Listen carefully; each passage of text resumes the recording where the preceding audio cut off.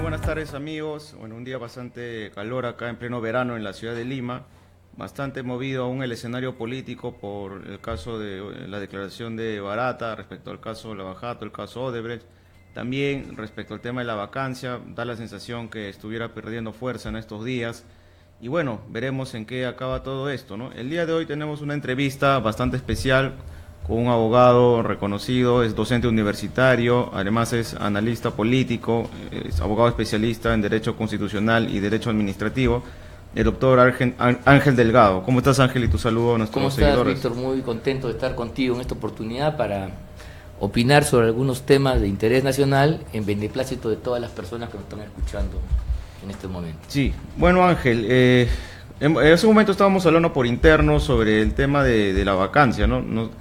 No sé cuál será tu opinión o tu análisis respecto a este tema, que pareciera que por momentos sí se llegaron superando los 82 votos, 84 votos que se requiere para que lo puedan vacar el presidente, de acuerdo a lo que establece el reglamento, pero pareciera también que estuviera perdiendo fuerza, ¿no? Estuve leyendo Hildebrand en sus 13 y más que vacancia parece una venganza del sector queiquista contra el sector albertista o queñista, ¿no? Y esta cierta fracción también que se ha dado de los de izquierda, ¿no? Que prácticamente Nuevo Perú, que son los dirigidos por Verónica Mendoza, ¿no? Que prácticamente se han unido con los de Fuerza Popular, pero en cierto momento da la sensación de que esto va a perder fuerza y al final el presidente no lo van a llegar a vacar, ¿no? Hay que recordar que hace unos días el presidente de PPK está andando también con Martín Vizcarra, con su otra vicepresidenta, Flores Arauz, pero no sé ¿cómo analizas el tema? Yo creo que aquí hay elementos de fondo, elementos de coyuntura, de momento,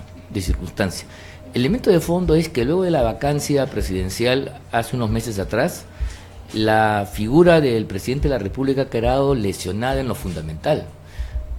Ha erosionado a un punto hasta dejar en una situación crítica eso que le da razón de ser a un gobernante, razón por la cual todos nosotros obedecemos al quien tiene autoridad, es porque éste posee legitimidad para hacerlo. La legitimidad puede venir de distintas fuentes, de la religión en la antigüedad, de la tradición dinástica de quienes dentro de una familia se han turnado para gobernar durante largos periodos, o la legitimidad democrática que nace del propio consenso popular. Pero sin legitimidad es imposible poder ejercer autoridad. Sin legitimidad es posible conseguir el consenso necesario para gobernar. Sin legitimidad, la obediencia debida que deben los subordinados a quienes ejercen poder y gobiernan se pone en tela de juicio. Yo creo que el señor Pedro Pablo Kuczynski ha sido herido en esa línea de flotación sustantiva que es su legitimidad. Hoy hay una creencia que está expresada en todas las encuestas, más de un 80% que repudia su gobierno, que no se le cree lo que está haciendo, que hay una sensación de desgobierno, que no ha podido formar un gabinete de unidad nacional amplio como prometió y mucho menos reemprender un rumbo que nunca lo ha iniciado. Hay muchas áreas del Estado que están paralizadas y los mismos sectores empresariales que debieran ser el sostén principal de un régimen como este se muestran refractarios, en contra, distantes, haciendo reproches porque no hay una política tampoco que incentive las inversiones y les permita a ellos hacer las ganancias que quieren. Entonces, habiendo una orfandad de este tipo, yo creo que la vacancia es la pérdida, en este caso vacancia como sinónimo de pérdida del poder presidencial, va a estar presente durante un largo tiempo y va a acompañar como una sombra nefasta la actuación del presidente de la República. Ahora bien, en el aspecto coyuntural, no, porque lo que hemos hablado es este tema de fondo, eso yo creo que va a suceder sí o sí, es que para que esto opere van a necesitar de que los que están hoy día en el Congreso y que difieren en muchos puntos, pero coinciden en que Kuczynski se vaya también por razones varias, tengan la seguridad plena, absoluta, de que al momento de la votación no va a haber personas que den paso atrás, que deserten de su compromiso y de esta manera entonces ir a una suerte de fracaso. Creo que eso le interesa a quienes tienen la primera responsabilidad en el Parlamento Nacional y por eso es que hay la sensación de que hay una suerte de retroceso, que la vacancia pierde impulso, pero yo creo que son simplemente cálculos que se vienen realizando a fin de tener una seguridad absoluta que si esta se convoca y se llama, esta vez no se va a producir la sorpresa de otrora, en la cual efectivamente hubo gente que se salió del hemiciclo como parte de la izquierda o rompió una bancada, como el caso de Fuerza Popular, ¿no? No pasaría. Entonces yo creo que si vamos a una nueva vacancia, los días del presidente de la República, Kuczynski, estarían realmente contados. Sí, bueno, no es muy importante lo que tú mencionas respecto a la legitimidad que debe tener una autoridad para poder gobernar, ¿no? Y no sé, en verdad yo nunca he sido encuestólogo, ni tampoco he tenido mucha fe al tema de las encuestas, pero preocupa que más del 80, casi el 80% de la población estaría en contra pensando de que el presidente se vaya a su casa, ¿no? Entonces, de alguna manera preocupa, pues, porque no le dan, hay un clima de incertidumbre que lo vivimos desde el primer día que el presidente juramentó. Generalmente, todo esto debido al conflicto entre el Poder Legislativo y Ejecutivo.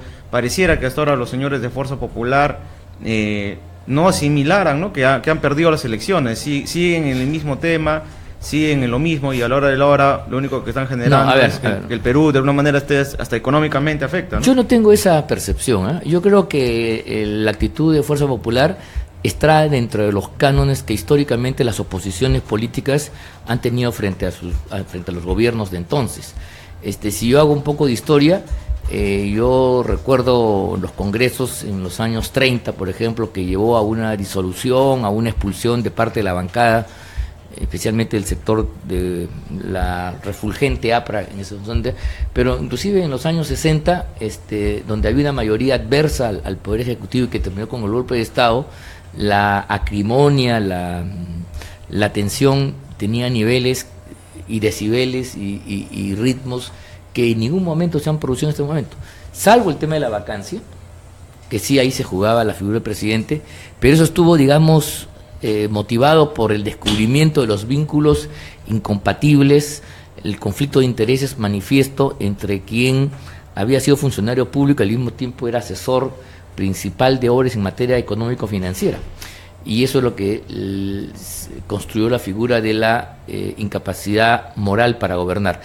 Pero salvo esos momentos, las diferencias han sido en torno a determinadas políticas públicas en materia de educación, en materia de algunos proyectos como Chincheros, que llevó finalmente a crisis que son perfectamente asimilables dentro del sistema político democrático con los ministros. Los ministros son figuras hechas para cuando hay una crisis puedan renunciar, puedan dejar el paso a su lado y de esa manera entonces hacer que se garantice la estabilidad gubernamental y se recupere la dinámica política con un cambio de gabinete o con un cambio de ministros. Entonces, esas son crisis que están totalmente previstas en el sistema. Todos los regímenes democráticos tienen esta clase de tensiones, pero también tienen los pararrayos, los mecanismos, los cauces para que esta se desarrolle dentro de ciertos cánones. Salvo el tema de la vacancia, digo que sí es un tema especial. En el resto yo creo que la actual descomposición política del gobierno tiene que ver principalmente con la incapacidad manifiesta del grupo que está en torno a Pedro Pablo Kuczynski para escribir un programa, un gobierno. Ha pasado ya casi 2 años y no hay ninguna política pública que tú le puedas decir, este es el signo que caracteriza al señor Kuczynski durante su gobierno. No hay una marginal, no hay un vaso de leche, no hay colegios emblemáticos, no hay nada que más o menos pueda parecerse a eso. La reconstrucción, que fue el gran reto, no ha empezado, es un chasco. Ha tenido que cambiar de representante y la sensación es que no se ha hecho nada, y ahora que vienen las lluvias, es que estas se acrecientan. La contradicción va a transformarse en un malestar gigantesco en la zona norte del país, en la zona damnificada por lo que se considera una burla o una incompetencia absoluta por parte del Ejecutivo. En esas circunstancias no es anormal y es perfectamente explicable que la popularidad del gobierno esté por los suelos, ¿no? Eso arrastra también al Parlamento, pero yo creo que la culpa fundamental es de quien, teniendo el poder, no sabe ejercerlo o lo ejerce muy mal o se dedica a otras cosas. El gabinete no es capaz de formular una política, no lo fue el gabinete Zavala, que fue un fiasco, a pesar que era un gabinete de lujo, como ellos mismos se motejaban, y no es este gabinete que de reconciliación y de unidad nacional no tiene nada, es un gabinete de tercera, con personas bien intencionadas, pero ninguno de ellos es una persona representativa que signifique algo a los oídos de los peruanos, y mucho menos que esté representando alguna línea fundamental del desarrollo, del desenvolvimiento político del país, que pueda decir, caramba, aquí están representados las grandes corrientes de opinión que hay en el territorio peruano, y de esa manera se puede producir una suerte de síntesis. Esa posibilidad está absolutamente cerrada, y es que el señor Kuczynski ya no tiene capacidad para convocar a nadie importante. Lo hemos visto, estuvimos 15 días al garete, no había gobierno, y lo que se ha hecho es un gabinete que en lo fundamental continúa con Mercedes Arauz, donde los ministerios más importantes vinculados a la producción están en manos de la misma gente, y se han repartido algunos menores, los de tipo social, como trabajo, como salud, pero tampoco personajes de otras fuerzas políticas que puedan decir, me están sumando, sino elementos de segunda fila, buenas personas, repito, con iniciativa, los conozco, pero que no pueden cumplir el rol justamente de garantizar que aquí hay una presencia, que hay una suma adicional, además de nombres que, repito, no tienen una significación más allá de su pequeña esfera familiar y de amistades. Sí, es cierto lo que tú mencionas, Ángel, y verdad es preocupante el clima que se vive, ¿no?, respecto al presidente, ¿no? Y ahora, cambiando de tema, sí, sobre el caso de Odebrecht, que es bastante sonado y que bastante también se habla, y que en verdad prácticamente ha servido porque ya acaba de sepultar a toda esta clase política corrupta que se ha estado manteniendo en casi estos últimos 20 y tantos años, y que bueno, pues no hace más que reflejar un copia y pega de lo que ha sido la historia republicana de nuestro país, ¿no? Y de que de alguna manera pues es como una especie de contrato Dreyfus pero moderno, solamente que en esos tiempos no había internet, ahora sí, y ahora sí se puede saberlo todo, ¿no? Prácticamente las declaraciones de Odebrecht, con lo que ha podido hablar Barata y en general todo lo que corresponde al caso Lavajato, se les llama las declaraciones del fin del mundo, ¿no? Porque prácticamente, así como en Brasil y en otras partes de Latinoamérica, acá en Perú pues lo único que hace es reflejar, ¿no?, lo que la realidad nos está mostrando, ¿no? Y que también la población se siente bastante desinteresada, bastante desmotivada, ha perdido confianza en su clase dirigente, y esto es un tema de que uno lee pues de toda la vida, y tú como constitucionalista lo sabes mejor que yo, ¿no?, de que prácticamente es una reiterativa de la historia, ¿no? Sí.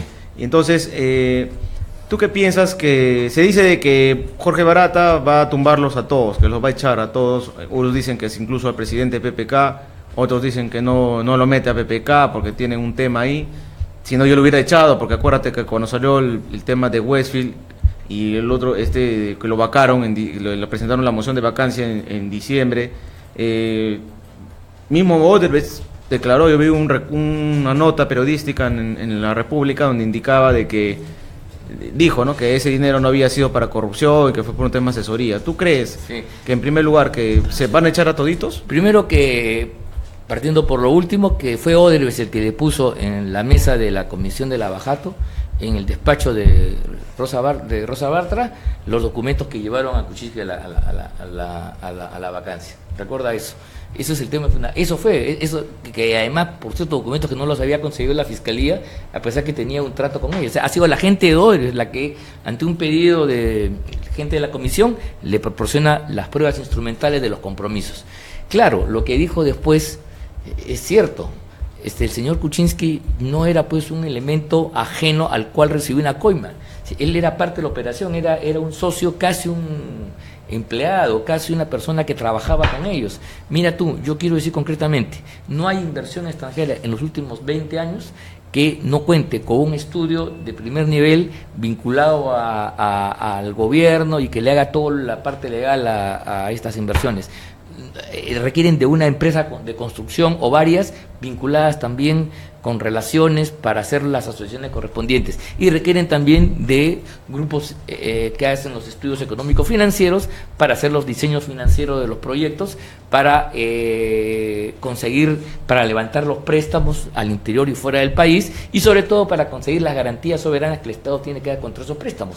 Y ahí estaba pintado el señor Kuczynski, porque el señor, el chileno Sepúlveda, ha quedado acreditado que es una persona incompetente, no tiene ningún pergamino especial y era más que un testaferro. Y si se contrataba con la empresa Westfield, que era empresa personal de Kuczynski, no era por la brillantez del señor Sepúlveda, sino era porque ahí estaba Pedro Pablo Kuczynski, el cual no solamente hacía con su gente los estudios, hacía los diseños, hacía el levantamiento, sino que después, como ministro o como funcionario, él y su gente le daban los avales correspondientes, hacían las firmas y la garantía soberana para que ese préstamo pueda operar. O sea, cerraba la operación. De ese punto de vista, dice bien Odebrecht cuando dice que el señor Kuczynski no recibía de la caja 2, sino de la caja 1, pero claro, si él era parte, igual que Barata, recibía el sueldo normal, solo que todos los contratos, no hay contrato de él y otras empresas que no pasara por el visto que le daba el señor Kuczynski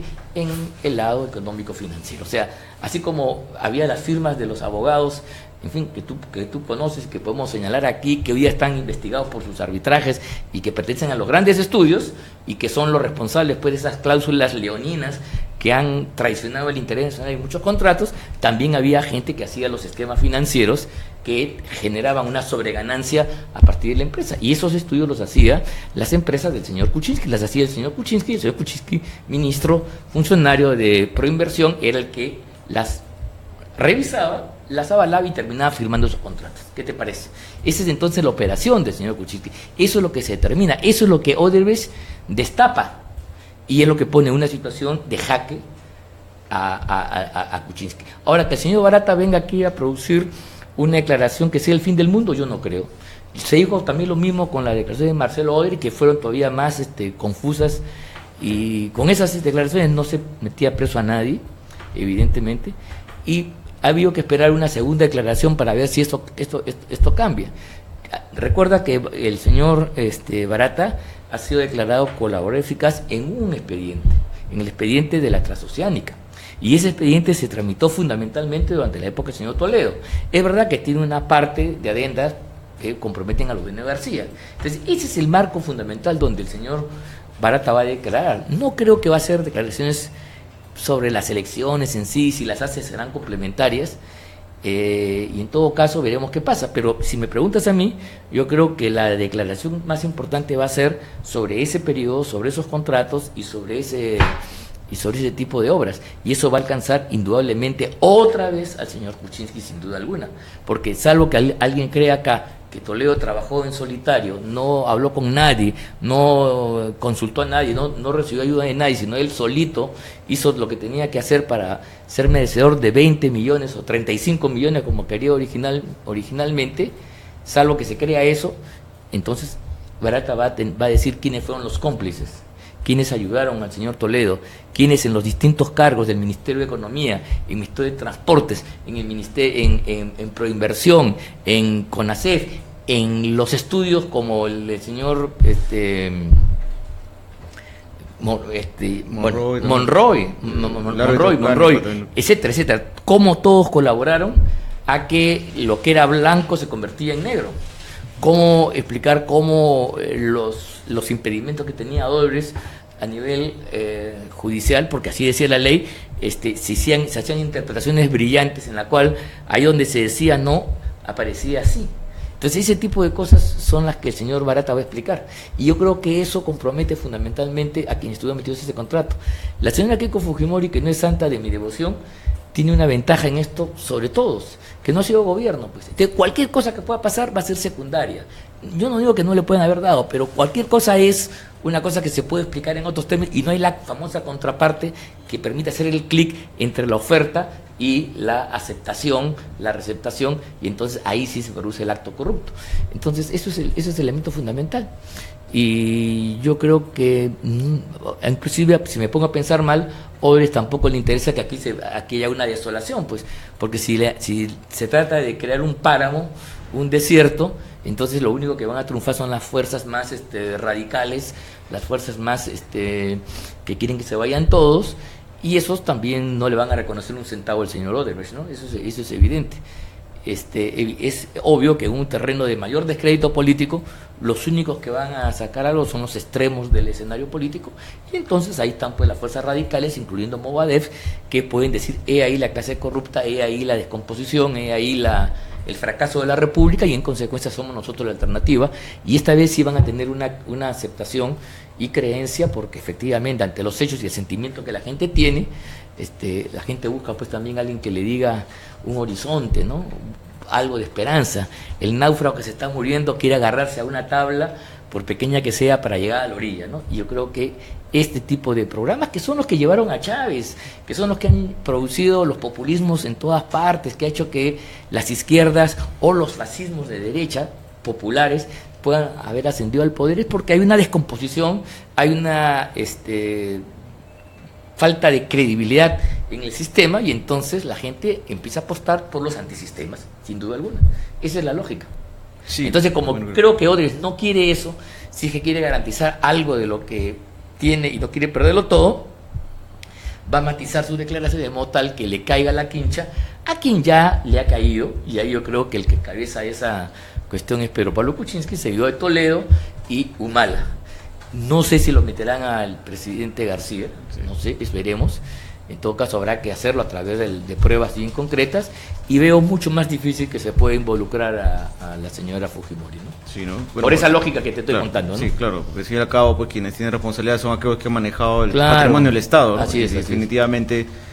Bueno, por Alan García yo sí no creo, porque le pasaba ya Odebrecht creo que indicó ya de que sí recibió dinero, ¿no? Pero ahora no se sabe en el marco de qué, ¿no? En el marco de qué, eso ha quedado ambiguo, en verdad es algo que preocupa. Claro, otra cosa más, mira, aquí no basta decir yo visité, yo hablé con, sino yo te di en tales condiciones, tengo esta cuenta, hay este documento, esta llamada telefónica, tiene que haber, mira, si queremos meter a presos a Alan García y a Keiko Fujimori y a quien falta, tenemos que tener elementos suficientes como el que ha habido con Toledo, como el que ha habido con los Humala y con lo que hay con la Villarán, pero yo no sé por qué todavía está libre. La verdad, lo de Villarán es contundente, es incontestable, pero sorprendentemente no está en prisión como otros, ¿no? Porque ella todavía era funcionaria y regaló 2 contratos a favor de OAS primero y después a Odebrecht, un nuevo contrato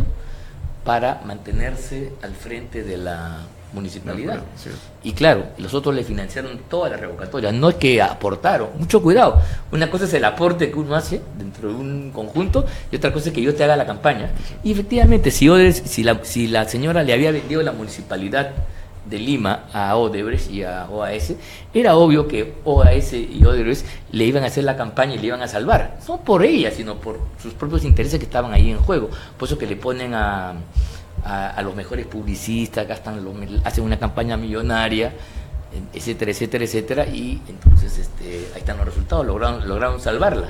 Sí. Pero el cambio de eso es la hipoteca completa de los intereses de los vecinos de Lima Metropolitana a favor de esas empresas, porque tenemos unos contratos leoninos por un lado y además obras que tampoco las vemos, porque salvo las cosas de OAS con línea amarilla que tiene su plano, sus cosas, yo no conozco todavía ninguna obra importante de Rutas de Lima, que es el nombre, que es el alias de Odebrecht, ¿no? Claro. Entonces no hay ninguna obra importante. Y ellos ya vienen recibiendo el peaje, ¿sabes desde cuándo? Desde el año 2013, 2014, 2015, 2016, 17, 18, y no sé, creo que han pintado algo la pista, han puesto unos arbolitos por ahí, pero ahí hay una sobreganancia. Quiero recordarte que Juan Mendoza, el economista, cuando todavía hacía comentarios, él decía de que la ganancia de OAS y de Odebrecht en Lima, en estos contratos, proyectado en 30 y 40 años, ascendía a los 2.000 millones de dólares. Entonces, si 2.000 millones es la ganancia, la sobreganancia, ¿qué importa que le hayan dado 3, 4, 5, 6, 7, 8, 9, 10 millones? Por Dios, es nada, claro, contra 2.000 millones. Mira, dice, el otro día escuché un reportaje en Cuarto Poder, decía que en estos contratos, durante los 5 primeros años, se pagaba plenamente la inversión que ha sido de 400, 500 millones, 600 millones, ponle, ¿ya?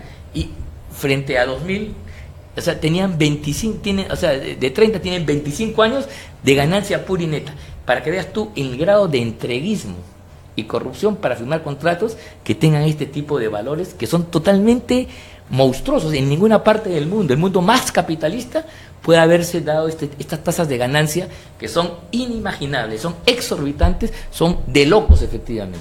Sí, efectivamente, Ángel, es algo que realmente se ve, ¿no? Que por el tema de Rutas de Lima es un contrato que nunca se ha visto en una obra en concreto, ¿no? En cambio, por el lado de la Panamericana Norte, al menos sí se ha visto que al menos han hecho unos cuantos óvalos por ahí, sí, ¿no? Pero hay nada más, o sea, no se ve, y ese es el problema. Es un contrato que tenía cláusula como que decía, si en el caso que los pobladores de la zona norte de Lima, del distrito de Puente Piedra, porque así está en la cláusula, no quieran, no se sometan al pago del peaje, en ese caso entonces la Municipalidad Metropolitana de Lima pagará el costo de esta operación que no resulta. ¿De cuándo acá se puede firmar un contrato? ¿Qué funcionario tiene el cuajo, la valentía, la audacia, la ceguera, no sé cómo calificarla, para firmar una cláusula de esa naturaleza? Tan entreguista, tan negativa.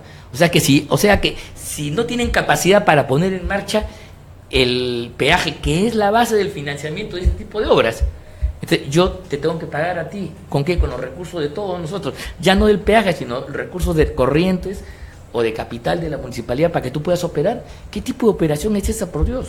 Sí, bueno, Ángel, sí, es cierto realmente lo que tú mencionas.